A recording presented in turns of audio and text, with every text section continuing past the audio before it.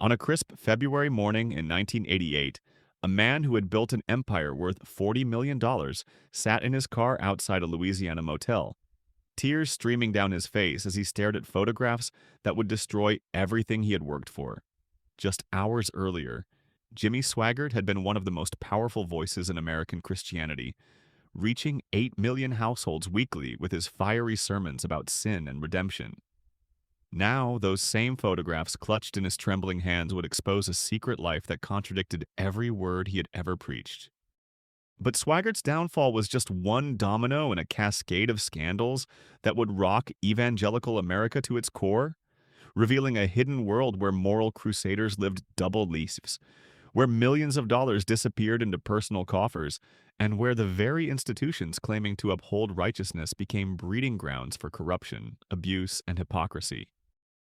The story begins not with Swaggart, but 3 years earlier with a different kind of empire builder.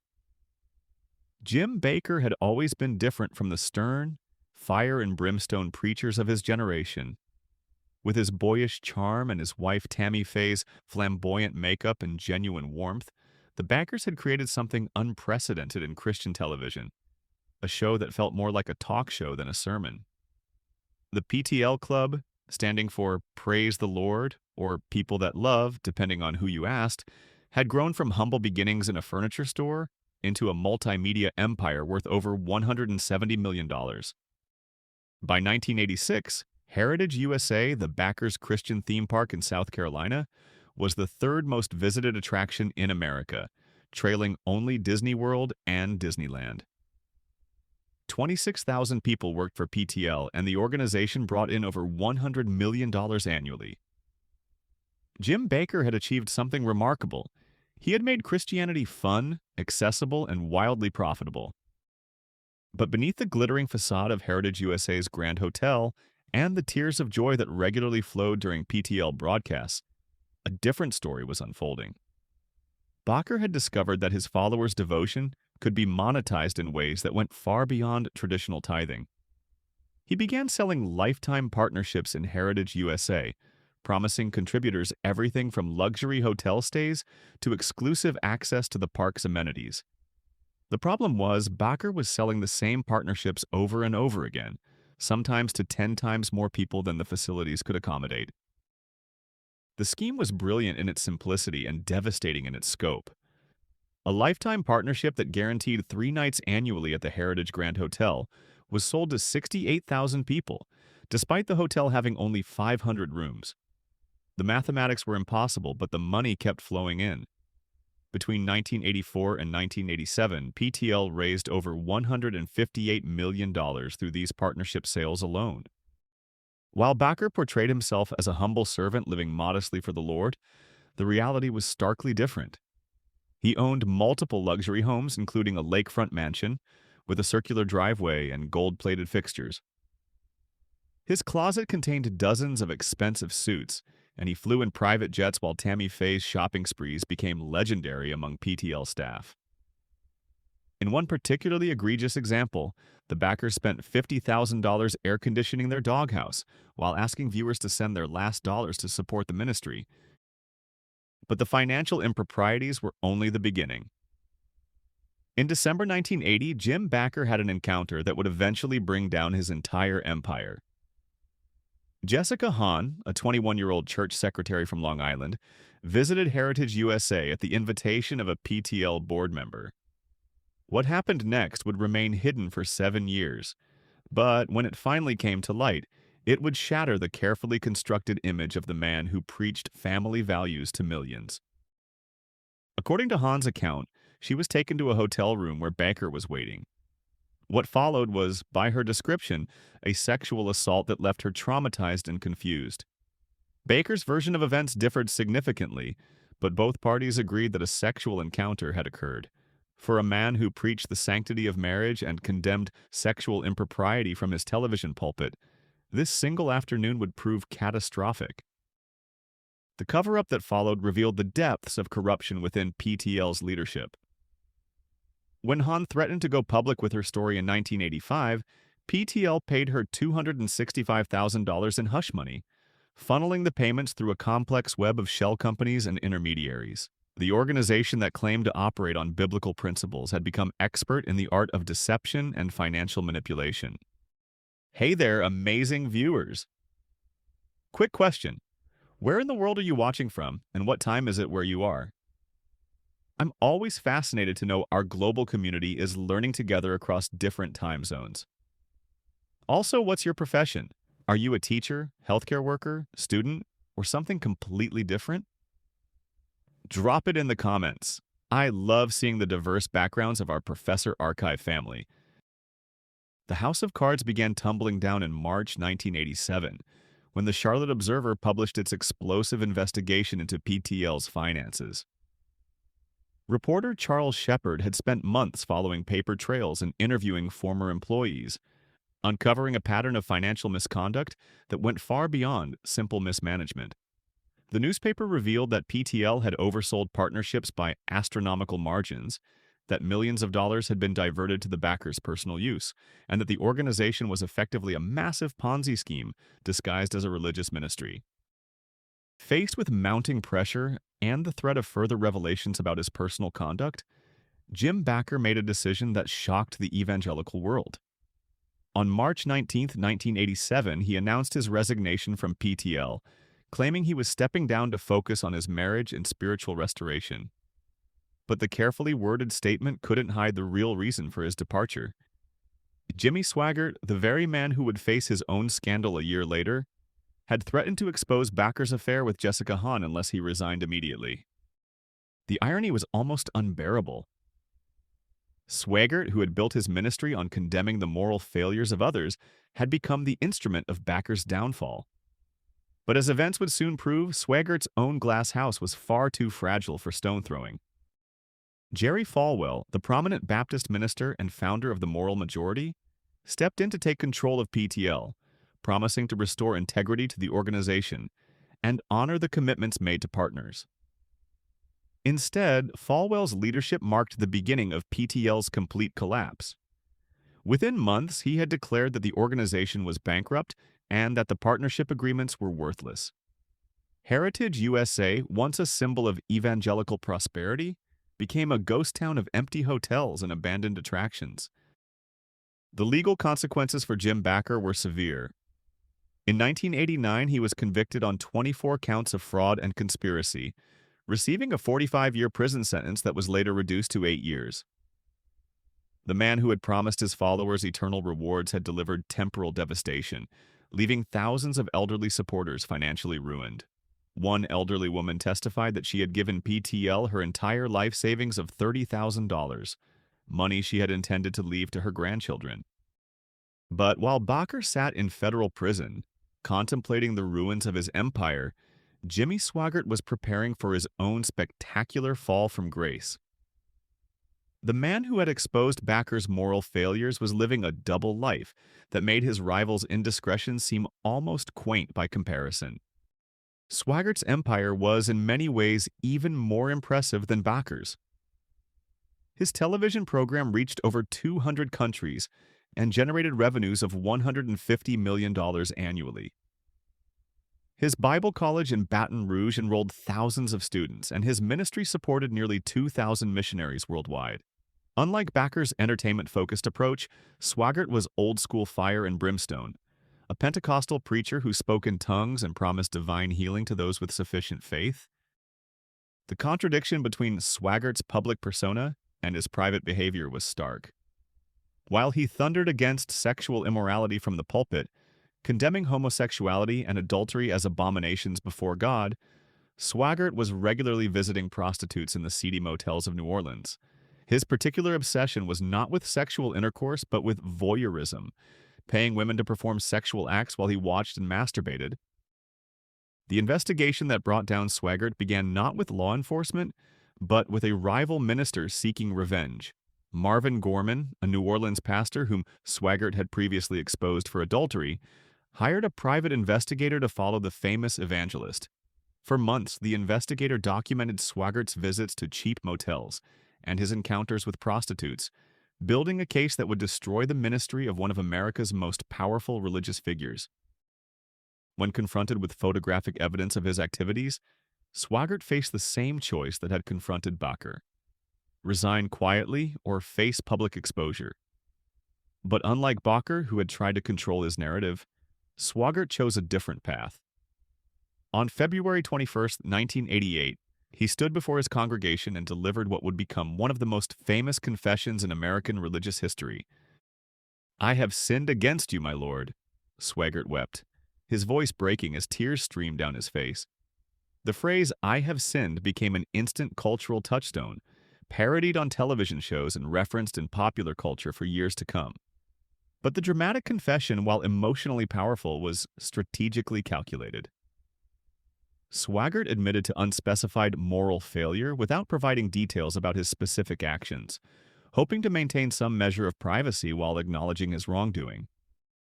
The Assemblies of God, Swaggart's denominational authority, was not satisfied with vague confessions. They demanded that he step down from preaching for a year and submit to rehabilitation. Swaggart agreed initially, but after just 3 months he returned to his pulpit, claiming that God had told him to resume his ministry despite denominational restrictions. The decision cost him his denominational credentials, but allowed him to maintain control of his lucrative television empire. However, Swaggart's troubles were far from over. In 1991, just 3 years after his tearful confession, he was arrested again, this time for soliciting a prostitute on a street corner in Indio, California. The arrest was deeply humiliating for a man who had once commanded the respect of millions. When confronted by reporters about the incident, Swaggart's response was defiant. "The Lord told me it's flat none of your business." The contrast with his earlier tearful repentance was striking and revealed the complex psychology of a man struggling with compulsions he couldn't control. While Swaggart and Bakker were the most prominent figures to fall during this period, they were not alone.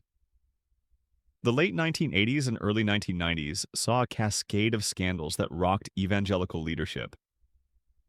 Oral Roberts, the prominent healing evangelist, claimed that God would call him home unless his supporters raised $8 million. The bizarre fundraising appeal worked, but it damaged Roberts' credibility and became a source of ridicule in popular culture. The scandals revealed disturbing patterns that went beyond individual moral failures. Many of these ministries operated with virtually no oversight, concentrating enormous power and resources in the hands of single individuals who were accountable to no one. The concept of divine authority was often used to justify financial extravagance and to silence critics within religious organizations. The prosperity gospel, which taught that financial contributions to ministries would result in material blessings from God, created particularly perverse incentives.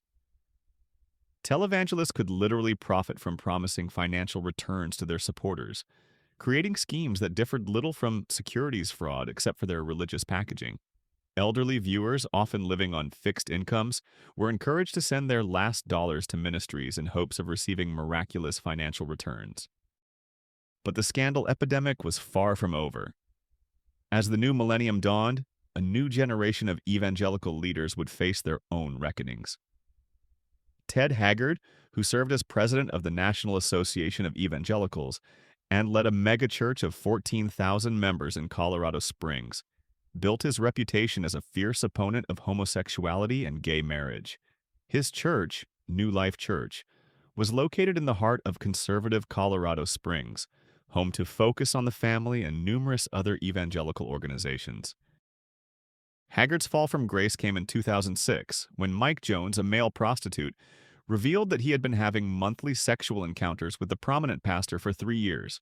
Jones claimed that Haggard had paid him for sex and had purchased methamphetamine, though Haggard denied using the drugs.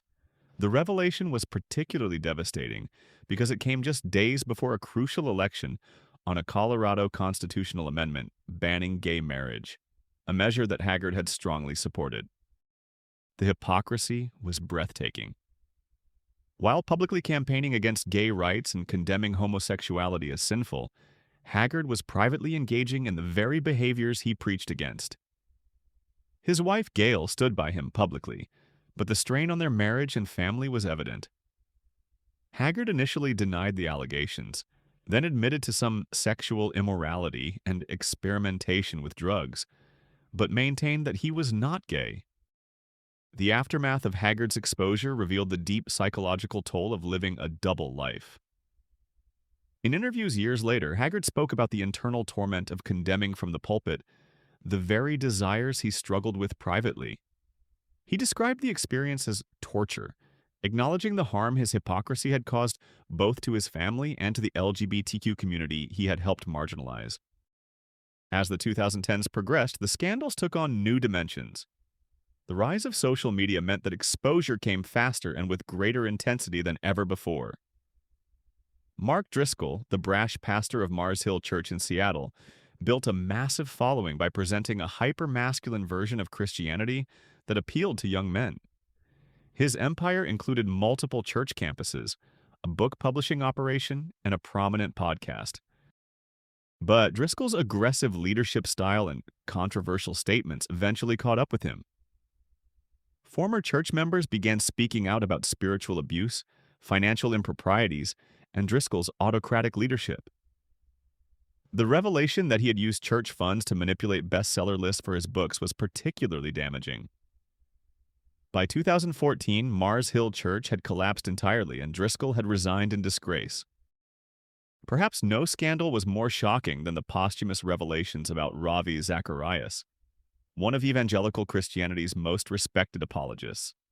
Zacharias had built his reputation as an intellectual defender of the faith, someone who could engage with skeptics and provide thoughtful answers to difficult questions about Christianity. His Ravi Zacharias International Ministries was globally respected, and Zacharias himself was seen as above reproach. When Zacharias died in 2020, tributes poured in from across the evangelical world. But within months, investigations revealed a pattern of sexual abuse spanning decades. Multiple women came forward with allegations that Zacharias had used his position of authority to manipulate them into sexual relationships. The investigation revealed that ministry funds had been used to pay for his abuse, including the purchase of apartments where he conducted his activities. The Zacharias scandal was particularly devastating because it involved not just financial impropriety or single incidents of moral failure, but systematic abuse of power over many years. The investigation found that ministry leadership had received warnings about Zacharias' behavior but had failed to act, prioritizing the reputation of the organization over the safety of vulnerable women. But perhaps the most complex and far-reaching scandal in recent evangelical history involved the Duggar family, stars of the TLC reality show 19 Kids and Counting.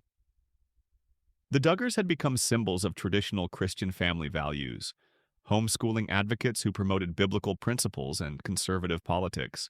Their television show presented an idealized version of large family life, complete with matching outfits and carefully scripted interactions. The facade began cracking in 2015 when reports surfaced that Josh Duggar, the eldest son, had molested 5 young girls when he was a teenager, including some of his own sisters. The family had handled the situation privately, sending Josh to a Christian treatment facility and reporting the incidents to a family friend who was a state trooper, but who failed to open an investigation. The revelation destroyed the family's television career and exposed the dark underbelly of the Christian patriarchy movement, which emphasized male authority and female submission, while often failing to protect vulnerable children.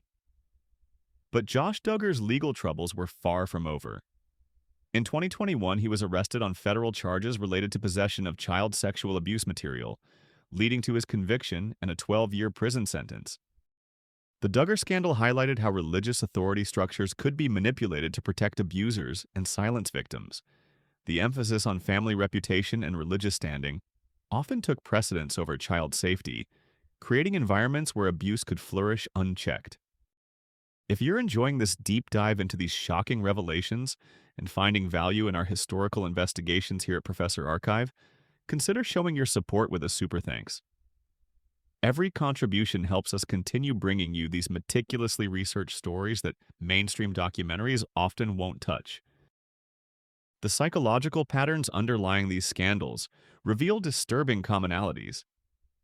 Many of these leaders exhibited narcissistic traits, believing themselves to be above the rules they imposed on others. The isolation that comes with religious authority, combined with the adulation of followers, created perfect conditions for corruption and abuse. The financial aspects of these scandals were particularly egregious because they often targeted the most vulnerable members of society: elderly people on fixed incomes, desperate individuals facing health crises, and struggling families hoping for divine intervention were encouraged to send money they couldn't afford to lose.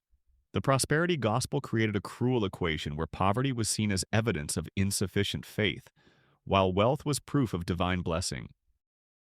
The impact on ordinary believers was profound and lasting.